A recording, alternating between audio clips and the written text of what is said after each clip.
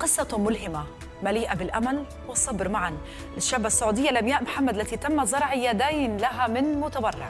عملية تعد من الحالات النادرة جدا على مستوى العالم، وهي الأولى في الشرق الأوسط والسعودية. بداية القصة تعود ل6 سنوات، أي عام 2017، حين أجرت لمياء عملية تجميل لشفط الدهون في الرياض، لينقلب الأمر عكس ذلك بتاتا.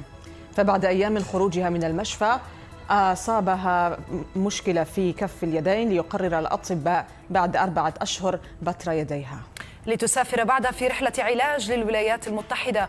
جلست خلالها مدة 4 سنوات على أمل إيجاد متبرع ليتحقق الحلم أخيراً، وتخضع لعملية معقدة استغرقت ساعات طويلة أشرف عليها طاقم طبي من عدة أطباء.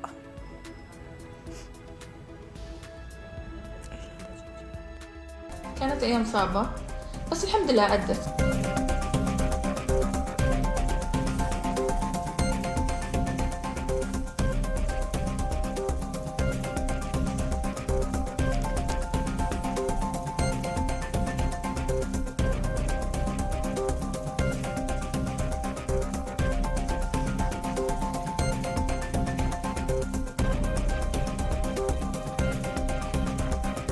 عندي اليد هذه الحمد لله تفتح اوكي، لكن الابهام عندي بسبب الالتصاقات هنا في الذراعه شويه مشدود، يحتاج عمليه ان شاء الله بسويها. واليد هذه برضو بسبب الالتصاقات ما تفتح مره، لكن الحمد لله يعني اعتمد على نفسي في كل شيء تقريبا.